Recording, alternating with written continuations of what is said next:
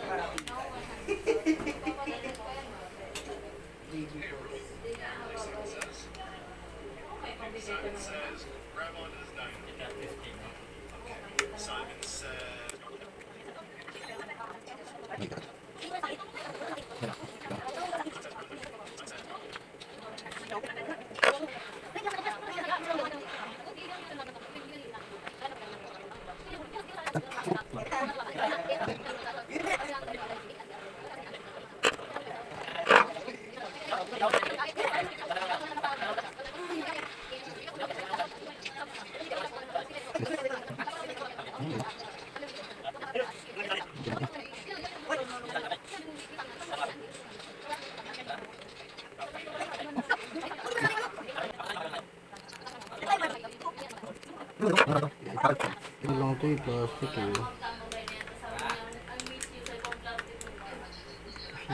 Ay, May kami din na pala eh. Ay, wala na, gawa ng paraan. so, ito na mga boss, yung ating domino mga boss na binubuksan. So, ito na yung nangyari sa kanya. So, makikita natin dyan na talagang nasira na yung kanyang loob. So, yan. Parang nagputi-puti na siya mga boss, yung contact. So, yan yung nangyari mga boss. Tapos, dito kasi sa domino na to mga boss, replacement na parang local na domino switch to eh. Kasi parang plastic siya mga boss, katulad dito, napupudpud yung kanyang pangsoksok dun sa side mirror. So yan, napupudpud yan mga boss, tapos talagang plastic lang yung pagkakagawa sa kanya. So yan, so kitang kita nyo yung loob mga boss, tapos sobrang tigas. So yan, nasira na natin siya, hindi talaga siya natanggal mga boss. So yan, kahit anong gawin natin na angat dyan mga boss, ayaw talaga. So papakita ko sa inyo mga boss yung isang nabili ko sa online. So eto, so domino rin yan mga boss. So eto, mas okay naman siya. So yan, so yan, bakal siya, bakal yung pagkakagawa sa kanya. So dito mga boss, pag ni-repair mo to, katulad dito mga boss, yan o, nakabukayan mga boss, pwedeng pasukin ng tubig at pwedeng kalawangin din siya. Ang gagawin mo lang mga boss ay iaangat mo lang to para mahugot mo to mga boss. At ang gagawin mo dyan ay hihinangin mo ng panibago para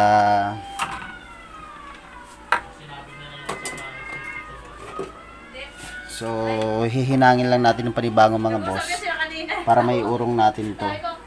So, ganito lang mga boss. So, iangat lang natin to. Kasi kami ni Papa, si Papa nag-aasaro sila, binigay ko kay Papa yun. So, yan o.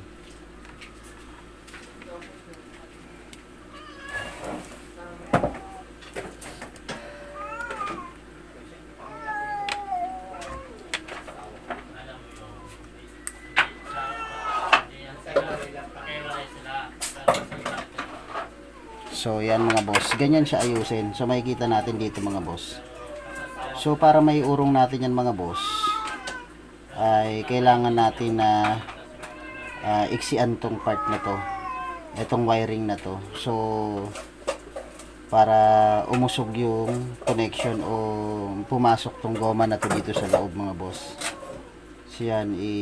I-rewire natin yan mga boss. O, ihinangin natin siya ng panibago. So, ganyan siya ayusin mga boss. So, yan siya sa loob. So, ito yung tumalsik mga boss. Yung puti na yan. So, yan yung tumalsik dyan sa loob.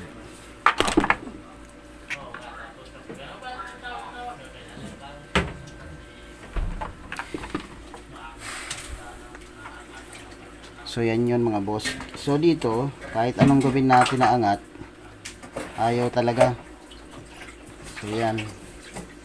So, anong nangyari na lang, nasira na lang natin yan mga boss. So, ayaw talaga niyang umangat.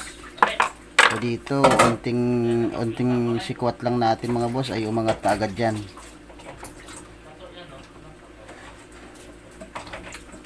So, yan. So, ibalik natin siya mga boss. So, ganyan lang siya mga boss, i-repair.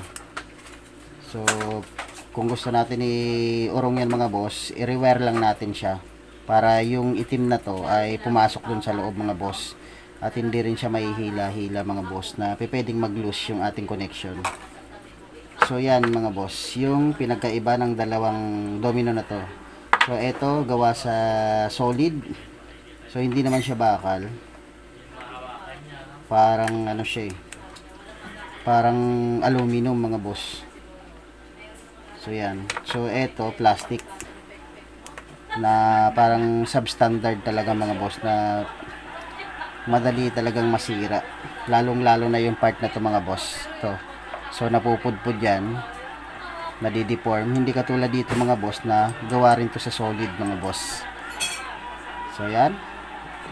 So, sa pagpili ng domino mga boss, ang piliin natin, siyempre yung solid na talaga naman tatagal. So, may kinabitan ako ng ganito mga boss. Nasa 4 years na rin siya. So, walang naging problema mga boss. So,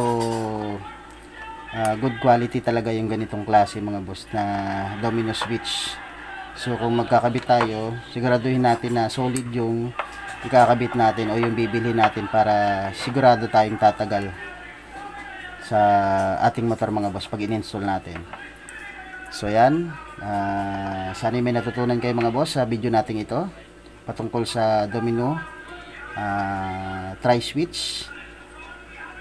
At huwag po natin kalimutan mag-like, share, and subscribe mga boss para lagi tayong updated. Muli, maraming salamat mga boss at God bless.